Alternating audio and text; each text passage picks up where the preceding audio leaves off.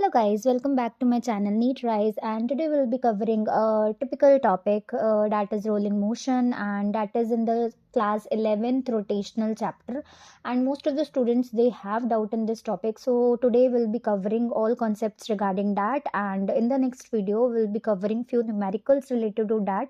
So this will be a short video around less than 10 minutes. I'll choose to make it, and so that the concept gets revised within a short period of time and you solve your questions by yourself first, and then I'll be bringing some good questions for you which are good for NEET.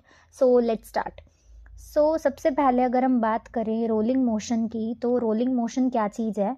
Rolling motion हमारे पास translational motion plus rotational motion जब साथ में दोनों काम कर रहे हो तब हम क्या बोल देते हैं कि ये रोलिंग मोशन हमारा हो रहा है, यानी कि बॉडी क्या कर रही है, हमारी रोल कर रही है। ट्रांसलेशन मोशन क्या है? जो हमारा स्ट्रेट लाइन में हो रहा है कि एक बॉडी है, उसके जो हर पॉइंट जो है वो सेम डिस्टेंस कवर कर रहे हैं in same amount of time, ठीक है।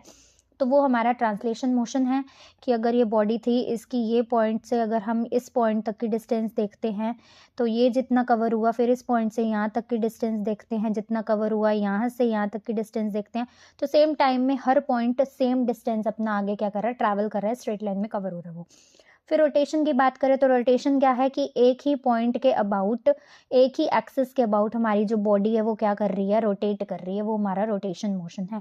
अब जब दोनों ही हमारे पास साथ में होने लग जाएगा तब हमारे पास क्या होगा कि एक जैसे सपोज किया बॉडी है, अब इसमें ये क्या कर रही है, रोटेट भी कर रही है। रोटेट कर रही है तो एक टर्म आती है एंगुलर फ्रिक्वेंसी, जिसको हम बोलते हैं कि angular frequency is given by कि वो कितना एंगल कवर कर रही है पर यूनिट टाइम में, ठीक है। तो एंगल अपॉन में टाइम, इसको हम बोल देते हैं एंगुलर फ्रिक्वेंसी, ठीक है, कि कितना एंगल कवर कर रही है टाइम में, कितना एंगल ये कवर कर रही है, ठीक है। तो ओमेगा सी सपोज इसकी फ्रिक्वेंसी है, एंड देन उसका ट्रांसलेशन मोशन जो है, मतलब आगे भी वो जा रही है बॉडी, यानी कि कोई इसकी स्पीड होगी वीसी और स्पीड इसकी सेम ही होगी हर पॉइंट के लिए, है ना। तो आगे भी जा रही है और रोटेट भी कर रही है। तो जब ये दोनों चीज़ें हो रही हैं तो क्या होगा, उस टाइम पे रोलिंग हो रही है। अब रोलिंग के अंदर भी दो चीज़ें आती है, एक आती है प्योर रोलिंग हो रही है और एक आती है रोलिंग विथ स्लाइडिंग। सबसे पहले हम इसकी बेसिक ही बात कर लेते हैं कि इसके अंदर है क्या। तो जब जैसे जैसे मान लिया मूव कर रहा है, अब ये पॉइंट भी वीसी के साथ जा रहा है, फिर ये पॉइंट भी वीसी के साथ जा रहा है ना। और अगर हम इसकी बात करते हैं पॉइंट नंबर ए की, पॉइंट नंबर बी की और पॉइंट नंबर सी की, तो पॉइंट नंबर ए की अगर मैं सिंपल सी बात करूँ तो पॉइंट नंबर ए में ये पॉइंट मेरा जा रहा है वीसी के साथ, ठीक है।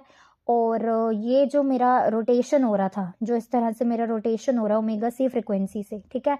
तो रोटेशन की वजह से इसकी जो स्पीड है वो आगे की तरफ होगी कुछ ना कुछ, ठीक है।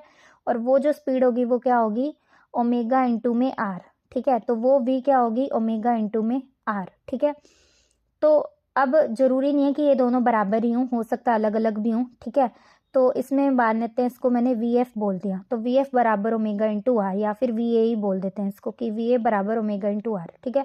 अब यहाँ पे एक पॉइंट था सेंटर वाला, वो वी सी से आगे जा रहा है, ठीक है। और ये वाला एक पॉइंट था जिसको अगर मैं बोल दूं कि इधर से, जैसे यहाँ पे फिर अगर रोटेशन हो रहा है तो इधर की तरफ उसकी है रोटेशन वाली जो स्पीड है, फिर अगर रोटेशन हो रहा है, ऐसे हो रहा है रोटेट, तो इस तरफ क्या आएगा, इस तरफ से वेलोसिटी आएगी इसकी, जिसको मैं बोल दूंगी ओमेगा इंटू आर, ठीक है। सेम ही फ्रिक्वेंसी है, हर पॉइंट पे सेम फ्रिक्वेंसी ओमेगा काम कर रही है। तो यहाँ पे ये होगी और एक वीसी जो है वो आगे ट्रांसलेशन की वजह से होगी। अब ये दोनों कंपोनेंट्स जो है एक दूसरे को क्या कर रहे हैं, अपोजिट डायरेक्शन में हैं। तो अगर यहाँ पे if omega R is equals to V C, ठीक है, तब इस पॉइंट की यानी सी पॉइंट की जो नेट स्पीड होगी वो क्या हो जाएगी, जीरो हो जाएगी। मतलब जो कॉन्टैक्ट पॉइंट सी है it will be at rest, okay. तो हम क्या समझ रहे हैं इससे कि ऊपर वाला पॉइंट तो क्या कर रहा है, उसको रोटेशन भी क्या कर रहा है, आगे की तरफ लेके जा रहा है, उसकी स्पीड को बढ़ा रहा है। और ट्रांसलेशनल जो वेलोसिटी है वीसी, वो भी उसकी स्पीड को बढ़ाने की ट्राई कर रही है। लेकिन अगर हम नीचे वाले पॉइंट की बात करें तो एक तो उसको आगे की तरफ लेके जा रहा है ट्रांसलेशन वाली स्पीड, लेकिन जो रोटेशनल मोशन हो रहा है वो उसको पीछे की तरफ लेके जा रहा है। वो क्या कर रहा है, उसको पीछे की तरफ लेके जा रहा है रोटेशनल मोशन, लेकिन रोटेशन वाला पीछे लेके जा रहा है लेकिन ट्रांसलेशन वाला उसको आगे लेके जा रहा है, ठीक है। ठीक है। topics. तो So इससे stay हम ये कह tuned सकते हैं इसके and अंदर कि do अगर ये share, दोनों speeds comment for and suppose subscribe. Equal हो जाती हैं तो नीचे वाला हमारा जो कॉन्टैक्ट पॉइंट होगा वो क्या होगा, रेस्ट पे होगा। और जब कॉन्टैक्ट पॉइंट रेस्ट पे होता है तो कोई भी फ्रिक्शन जो है, डायनेमिक फ्रिक्शन यानी काइनेटिक फ्रिक्शन जो है वो इसके अंदर काम नहीं करेगा। क्योंकि काइनेटिक फ्रिक्शन हमेशा कब काम करता है या डायनेमिक फ्रिक्शन कब काम करता है, जब हमारा रिलेटिव मोशन होता है दो बॉडीज़ के बीच में। तो अगर वो पॉइंट ही रेस्ट में है तो ज़मीन के बीच में और ये व्हील के बीच में लगने वाला कोई भी रिलेटिव मोशन है नहीं, तो लगने वाला कोई भी फ्रिक्शन नहीं है। ठीक है, तो यहाँ पे क्या होगा, सिर्फ स्टैटिक फ्रिक्शन होगा। और स्टैटिक फ्रिक्शन भी कब होगा, जब कोई फोर्स एक्सटर्नल हमने लगाया है तब वो उसको अपोज करने के लिए कुछ ना कुछ स्टैटिक फ्रिक्शन एक्ट करेगा, अदरवाइज नहीं है इसके अंदर। ठीक है, तो सिंपल सी कहानी यही है। और इसे कोई हम बोल देते हैं कि ये कौन सा केस है, प्योर रोलिंग का। तो प्योर रोलिंग कब होती है,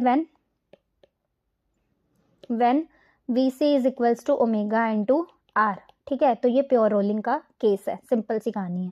फिर दूसरा इसके अंदर आता है हमारे पास कि जब हम बात कर लेते हैं रोलिंग विथ स्लाइडिंग की। ठीक है, रोलिंग विथ स्लाइडिंग की बात कर लेते हैं। तो रोलिंग विथ स्लाइडिंग का मतलब क्या है इसके अंदर, कि जब हमारे पास स्लाइडिंग भी हो रही है कुछ कुछ, और क्या हो रहा है कुछ कुछ वो भी हो रहा है, मतलब रोटेशन भी हो रहा है और वो भी हो रहा है, मतलब आपस में एक दूसरे को ये कैंसिल आउट नहीं कर रहे और वो रेस्ट पे नहीं है। ठीक है, तो या तो अगर हम उस केस में ही कहेंगे कि इस तरह से बॉडी है, ओमेगा सी इसकी ये है। ठीक है, यहाँ पे क्या है, VC है, और यहाँ पे क्या है, इधर हमारे पास ओमेगा R है। ठीक है, तो हो क्या रहा है कि अगर VC मेरे पास सपोज ज़्यादा है इसके अंदर। ठीक है, अगर मैं कह दूं कि VC अगर मेरे पास सपोज ज़्यादा है ओमेगा RC से, फर्स्ट केस ले लेते हैं, केस फर्स्ट। तो केस फर्स्ट में क्या है, अगर VC मेरे पास ओमेगा RC से ज़्यादा है तो इसका मतलब क्या है कि वो आगे की तरफ स्लाइड होगी बॉडी। ठीक है, और अगर बॉडी हमारी फॉरवर्ड क्या हो रही है, स्लाइड कर रही है, फॉरवर्ड स्लाइड हो रही है, तो इसका मतलब उसको अपोज कौन करेगा, फ्रिक्शन उसको अपोज करेगा।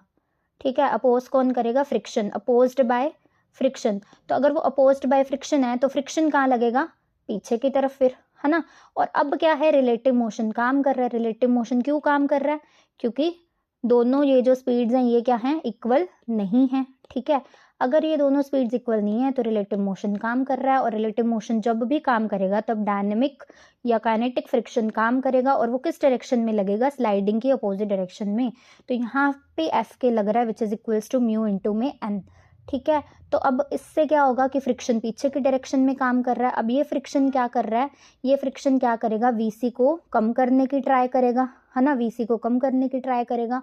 और VC को अगर ये कम कर रहा है तो ये फ्रिक्शन किसको बढ़ा रहा है, ओमेगा R को ये बढ़ा रहा है। ठीक है, तो एक पॉइंट क्या आएगा, जब VC ज़्यादा था और ओमेगा RC क्या था, वो कम था, तो उससे क्या होगा कि एक पॉइंट आएगा जब ये दोनों क्या हो जाएंगे, बराबर हो जाएंगे। तो एक नया हमारे पास VF आ जाएगा और ओमेगा F आ जाएगा कि ये दोनों क्या हो जाएंगे, बराबर हो जाएंगे, और फिर हमारा प्योर रोलिंग होने लग जाएगी। ठीक है, ये तो था हमारा केस फर्स्ट। अगर हम केस सेकंड की बात करते हैं इसके अंदर, तो केस सेकंड में क्या होगा, VC क्या है हमारा, लेस देन है ओमेगा RC से।